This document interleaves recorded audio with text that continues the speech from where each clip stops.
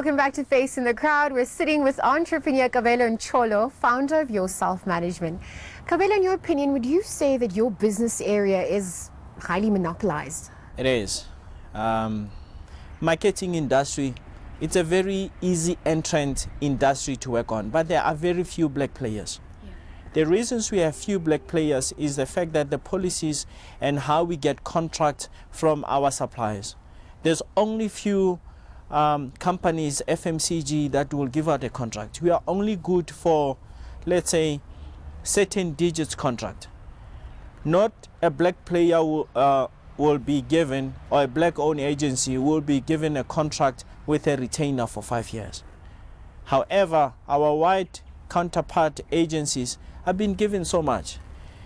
This is one of those things that it needs to be looked at. We need to be given a fair ground. The transformation that is being said, it needs to be said in a way that it supports everyone. How do we transform the skill, and how do we transform us as an industry to such a way that we have a very fair ground for us to be playing at?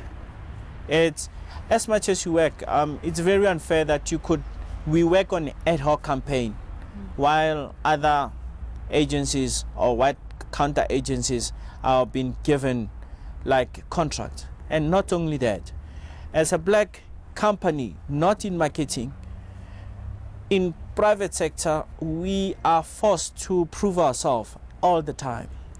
We are forced to work 10 times harder than what our white-owned or counterpart agency have to work. The efforts that needs to be put in. So those are the things that we say is, like for an example, doesn't matter of how much profile I get, I will really need to really work hard. How has your self-management personally been affected by this monopoly? And in the same breath, how have you managed to overcome some of those challenges as well? Of course, like I said it, one, I don't want to make an excuse for competition. Okay. All right.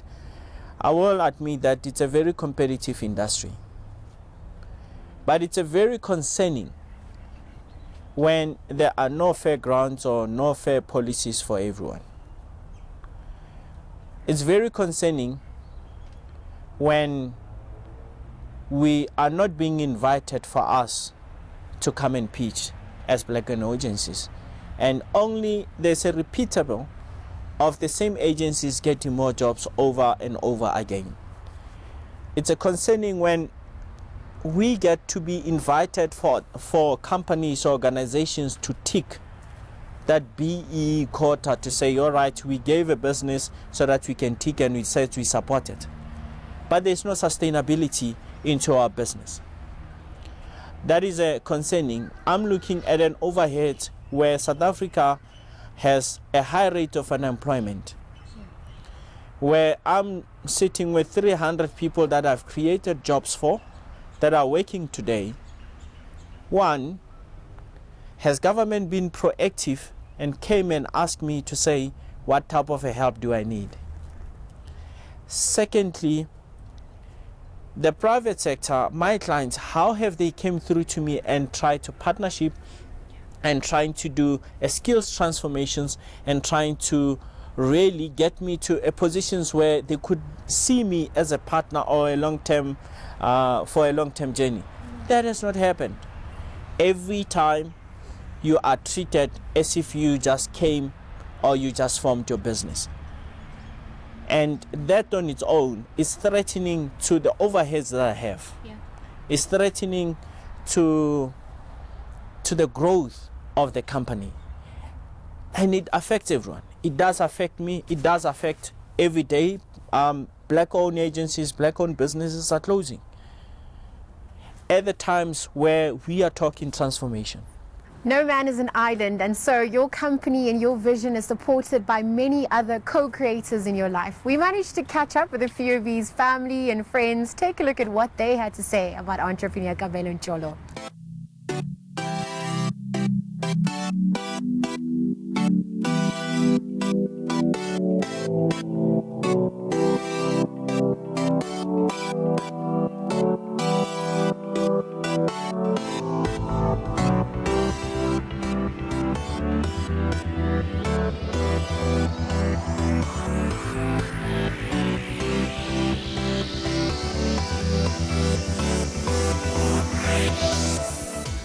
My opinion with Mr. Kabelo would be that with the years that I've spent with him, he's a very straightforward person.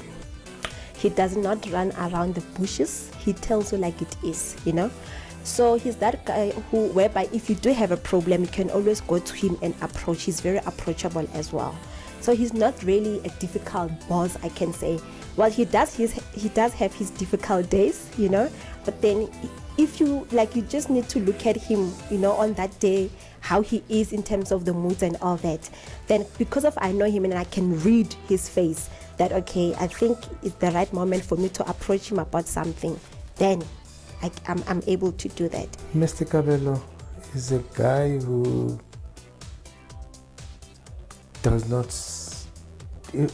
is not stopped by anything to get what he really wants. He used to hustle from childhood, because I remember back then at primary, he used to sell sweets to us. One of the things that I've learned is that obviously I've worked with him for a long time, right? Number one. So we have a culture in this company which is a praying. We have a praying culture whereby we pray every morning and each and every evening.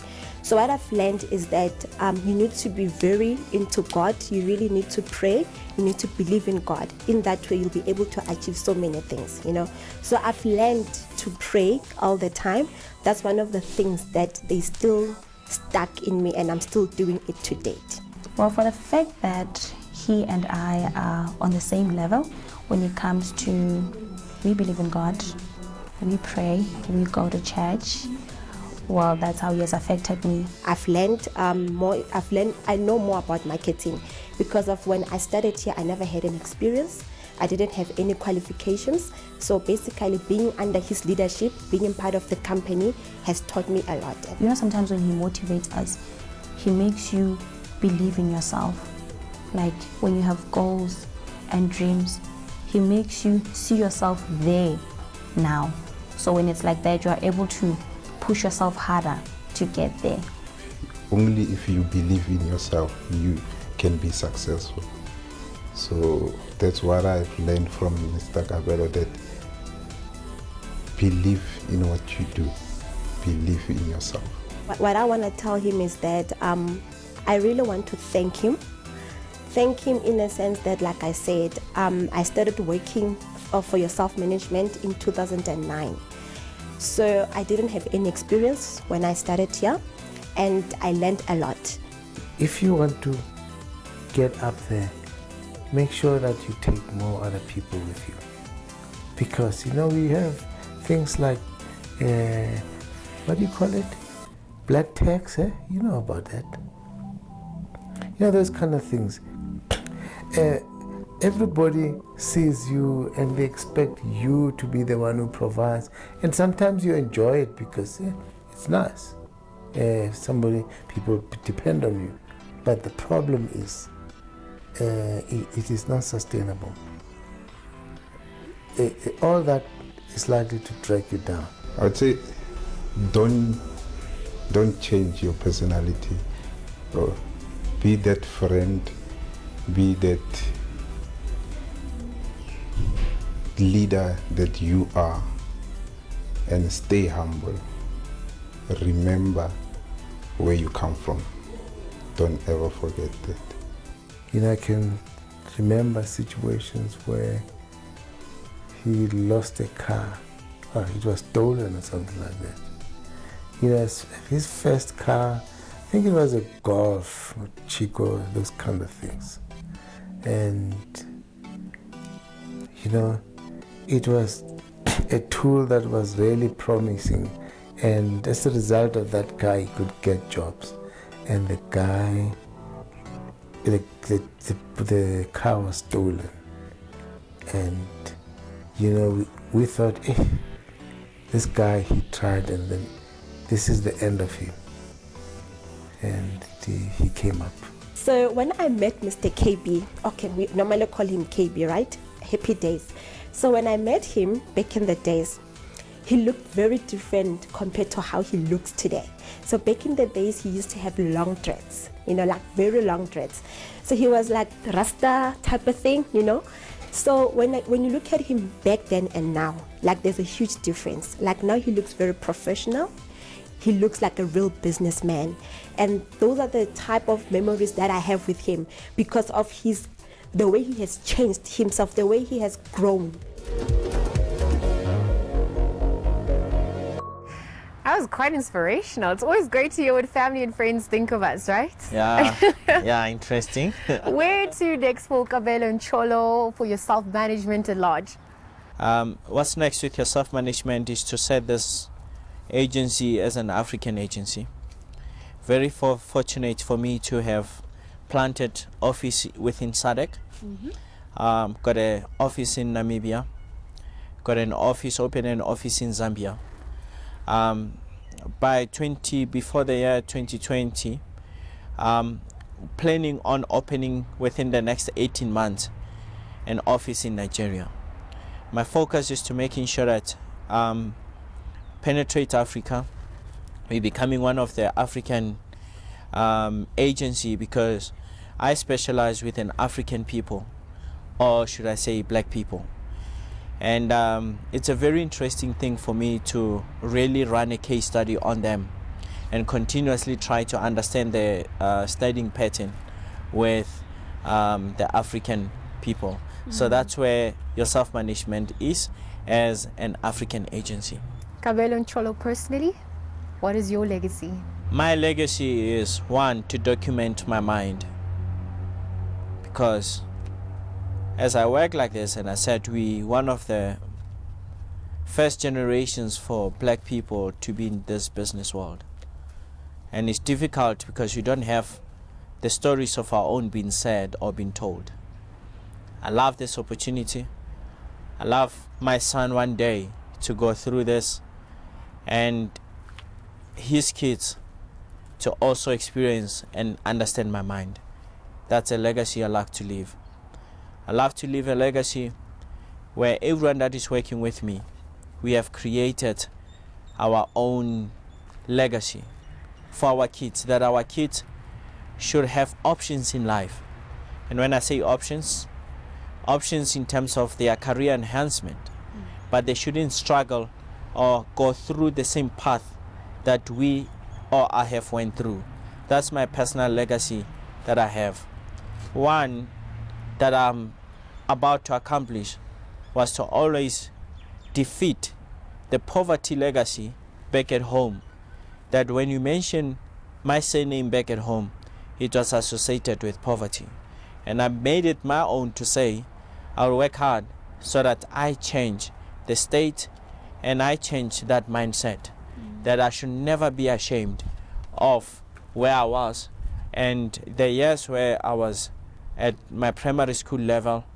I should never be ashamed, and no one who's related to me should never be ashamed of where they're coming from.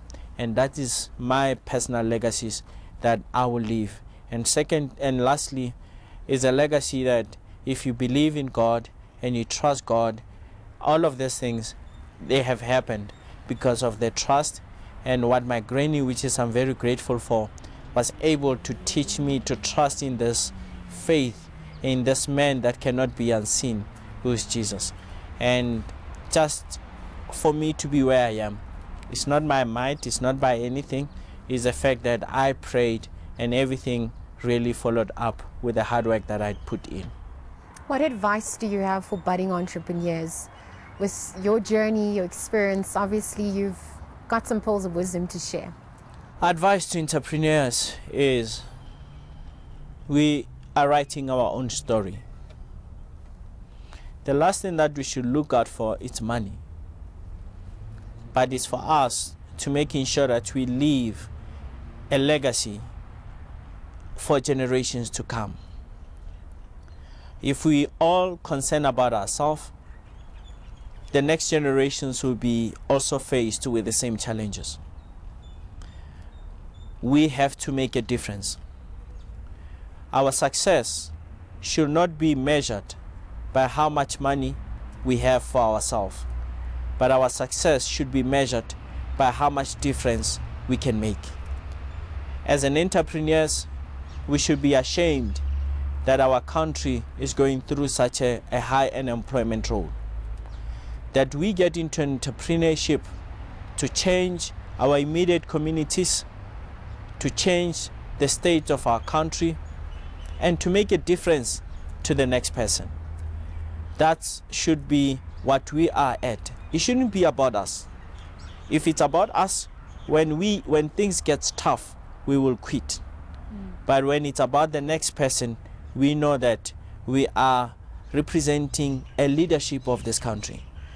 And if we could have that ideology, if we can think in that way, we can be able to be patient enough to build our own brands. What you are talking about now, you are talking of the business that I started over 14 years back, that I've been loyal to it. It was not success overnight. It was very key learnings. For me to have been where I was, it was through that. So that story needs to be shared to entrepreneurs and anybody that wants to do something, to say it's not an overnight success, it's not an instant, and it's a journey. And that journey should not benefit us, but benefit the communities and everyone at large. In pursuing your vision and your goal and ultimate legacy, how has that affected your personal life? It has changed me to becoming to the better though. Okay. Kabelo, personal Kabelo doesn't exist. I have become, my character has been polished, been stretched all the time. You becoming at the positions where I am, you cannot afford to be thinking about yourself. You think about yourself last. Things that you want for yourself, you always put yourself last. It really has affected my thinking because everything is about responsibility, it's about accountability, and the weight that you carry on your back that has nothing to do with you, but has everything to do with who do you represent. Kabelo, thank you very much for your time today. It's been an absolute pleasure listening to your story, the struggles you've faced, and also how you've grown and continue to grow over the years. Thank you for serving. Thank you so much, Rizal, and thank you for the opportunity, and I thank everyone for this.